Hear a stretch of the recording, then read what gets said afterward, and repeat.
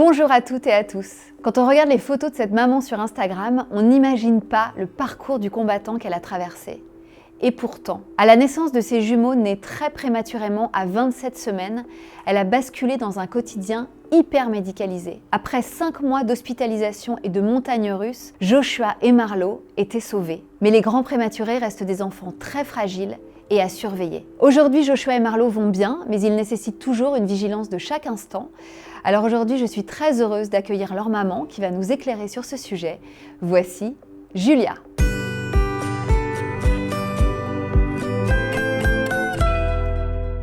Bonjour ma Julia. Bonjour Clémentine. Je suis contente de te retrouver. Moi aussi. Merci d'être venue. Merci. Et bienvenue chez Bliss. Ouais, Tu vas bien? je vais très bien. Et comment vont Joshua et Marlo alors? Ils vont très bien, mais pour être très honnête, j'ai toujours du mal un peu à dire ils vont très bien parce que voilà, avec la prématurité, on ne sait jamais ce qui nous attend. Et comme on a ce petit objectif des 7 ans Oui. à atteindre ou pour savoir vraiment ce qu'il en est, et comme on a été un peu habitué à se réjouir, puis à avoir des mauvaises nouvelles, donc on fait attention de pas trop vendre la peau de l'ours, comme on dit. Tu restes prudente. Je reste prudente, Ouais. voilà. Aujourd'hui, ils ont 3 ans, Oui. mais jusqu'à leurs 7 ans, voilà, Il peut y avoir des séquelles, Mm. qui se de cette présentent. grande prématurité. Oui, tout à fait. D'accord. Pourquoi 7 ans précisément? 7 ans parce qu'en fait, c'est l'âge à peu près des apprentissages, d'apprendre à écrire, à lire. Et donc 7 ans permet de savoir s'il y a un retard potentiel sur ce développement neurologique D'accord. principalement. Parce qu'avant, oui. tout ce qui est moteur, on peut C'est visible. avoir, Ouais. c'est visible. Ouais. Toute la partie neuro est invisible et donc 7 ans, c'est l'âge où on peut faire des premiers diagnostics. C'est ça. Voilà. Ouais. Alors, on va parler justement de ces 2 années qui viennent de s'écouler, parce que je crois qu'il s'est passé beaucoup de choses dans vos vies. Énormément. Donc, Joshua et Marlo, ils sont nés à 27 semaines. On est sortis de l'hôpital, ils avaient 5 mois et on était accompagnés par l'hospitalisation à domicile. Parce que voilà, on sait que quand on est prématuré, la prématurité ne s'arrête pas à la porte de l'hôpital et que derrière c'est un marathon. Et donc on a besoin de les suivre, et pour avec s'assurer. beaucoup d'attention et effectivement beaucoup de visites chez des médecins spécialisés de des tout médecins, genre, j'ai l'impression. Donc hein. on a vu des pneumologues, des cardiologues, des ophtalmos, psychologues, psychomotriciens. Et alors, à quel rythme se faisaient les visites concrètement? Parce que la première année, c'était très intense. Et je très crois. lourde, Ouais. c'est-à-dire que j'avais en moyenne 6 rendez-vous par semaine Ouais. et je pouvais monter jusqu'à 9 avec une spécificité, c'est-à-dire que Joshua, à l'époque, demandait plus de surveillance, on va dire, sur ses interactions sociales. Oui. Il était suivi parce qu'il y avait une suspicion d'autisme. Et Joshua a eu pas mal de soucis aux yeux également. Oui. Est-ce que c'est quelque chose qu'on retrouve aussi souvent chez les grands prématurés? Ça peut être un des dommages collatéraux, toute la partie ophtalmo. Dans son cas, en fait, il a été intubé pendant très longtemps et donc l'oxygène a abîmé sa rétine. Donc c'est le fameux bénéfice-risque dont on nous parle très vite quand on arrive en réanimation, c'est-à-dire qu'on a aidé Joshua à respirer avec une machine, mais à côté de ça, ses yeux ont pris un peu cher, quoi. Donc il a eu des opérations aux yeux et une en particulier qui demande un suivi très très rapproché, s'assurer qu'il n'y a pas de complications. L'arrivée de vos jumeaux a complètement transformé votre quotidien, le tien d'autant plus puisque tu as complètement dû renoncer à ta vie professionnelle. J'ai tout mis en stand-by sur le plan pro. Je me suis jetée corps et âme dans l'éducation et le développement, l'accompagnement de mes enfants. Ouais. Est-ce que tu as eu le choix? Non. Enfin... J'aurais pu dire c'est trop, moi je peux pas, c'est trop de rendez-vous. J'aurais pu dire j'arrête tel ou tel suivi, c'est possible parce que voilà, on fait ce qu'on veut. Après, les médecins nous donne des conseils, nous recommande de faire certaines choses. Après, on reste les parents et la décision, elle nous appartient. Moi, je me suis dit que je faisais tout ce qu'on me disait de faire pour mettre toutes les chances de mon côté et du côté de mes enfants pour qu'ils puissent se développer normalement et qu'ils n'aient pas trop de soucis sur le plan de leur santé ou de leur développement plus tard. Et pour pas aussi avoir de regrets finalement. Me dire bon bah j'ai fait tout ce qui était en mon pouvoir, je sais que j'ai tout tenté quoi. Oui, parce que tu étais vraiment assignée à résidence pour t'occuper d'eux. Ce que je dis, c'est que j'ai eu l'impression d'être infirmière ou aidante avant d'être leur maman. Et c'est un truc qui est hyper dur aujourd'hui quand on regarde un peu dans le rétroviseur de tout ce qui s'est passé. C'est qu'il y a eu des moments où j'ai eu l'impression de ne pas en profiter assez finalement de mes enfants. C'est-à-dire que tout ce quotidien, de tous ces rendez-vous, tout cet aspect médical, tous ces questionnements, j'ai perdu complètement l'insouciance de la maternité, du premier enfant. Et il y a des moments où je me suis dit, mais ils sont petits, tu ne profites pas assez de ces premières années qui sont hyper importantes.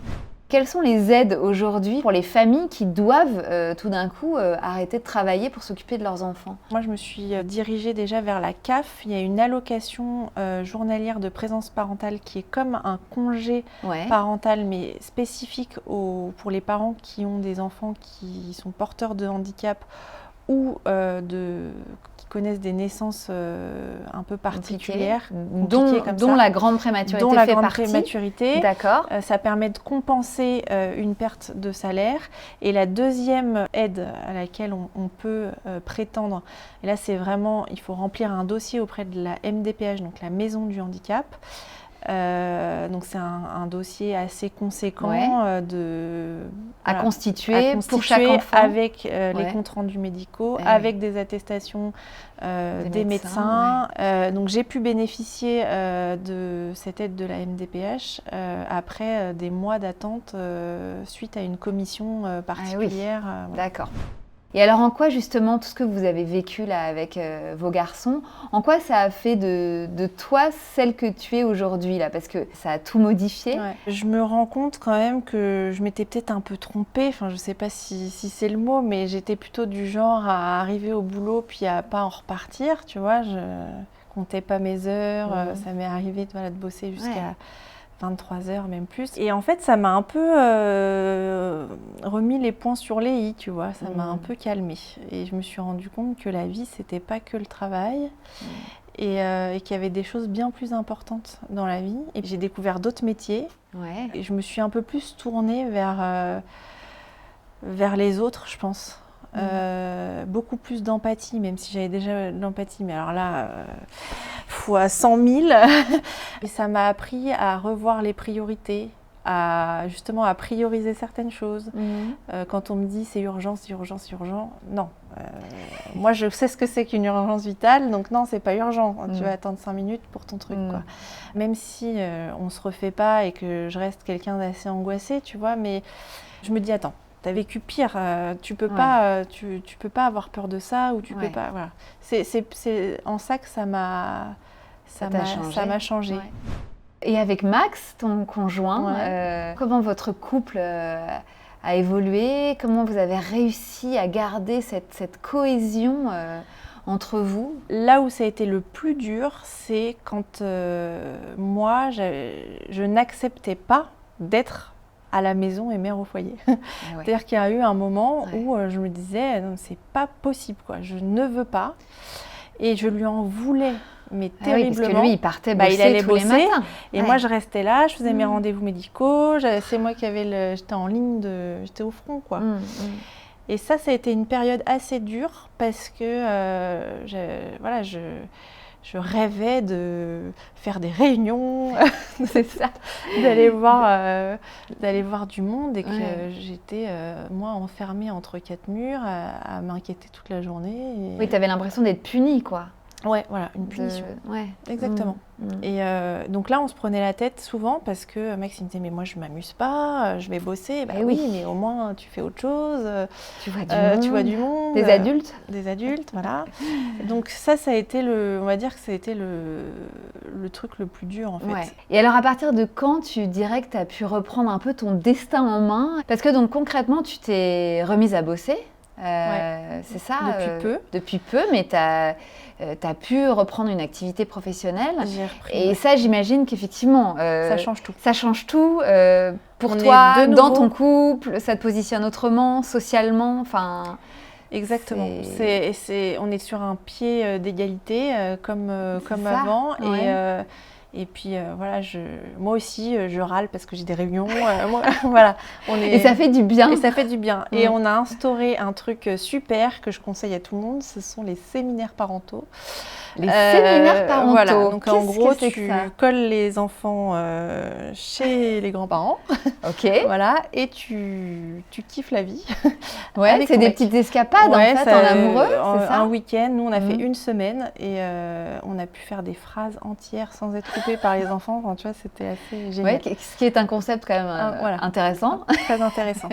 Et refaire, enfin voilà, faire des projets et arrêter de parler que de l'aspect médical et tel rendez-vous. Et là, tu crois qu'on va nous annoncer quoi? Et voilà.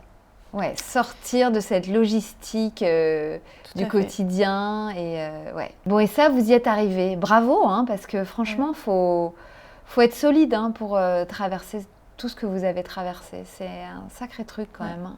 Vous pouvez être fiers de vous. Non, mais vraiment, est-ce que vous le dites de temps en temps? On se le dit, rarement, mais on se le dit. Ouais. Là, on se l'est dit pour leurs 3 ans, justement. On se dit quand même. On a bien bossé. Est-ce qu'aujourd'hui, tu dirais que vous avez une vie normale, tous les 4? La question à 10 000. Oui, mais j'imagine qu'elle revient souvent, cette question. J'ai pas une vie normale, dans le sens où si elle avait été normale, mes enfants seraient à l'heure qu'il est sûrement à l'école maternelle. J'aurais pas de rendez-vous médicaux ou alors juste pour aller checker pour une otite ou une angine. Donc si on part de ce constat-là, non, ma vie elle n'est pas complètement normale. Et c'est notre nouvelle normalité et il faut l'accepter. Et ça a été dur à accepter. Mais avec le temps, en fait, et un bon psy, dans ces cas-là, la vie devient plus douce et plus belle, et on avance en fait. Ouais. Et c'est important d'avancer. Ouais, bah écoute, c'est très inspirant. Merci beaucoup, Julia, d'être venue me voir. Merci beaucoup. Je vous souhaite plein de belles choses pour la suite. Je suis heureuse que tu puisses souffler un peu, que tu as repris une vie professionnelle. Ouais, et moi aussi. Et je te sens au taquet. Au taquet, plus que jamais. Merci beaucoup Clémentine. À bientôt. Merci, à bientôt. Merci à tous et à toutes de nous avoir suivis. Vous pouvez évidemment vous abonner à la chaîne Bliss et laisser vos commentaires. À très vite. Ciao.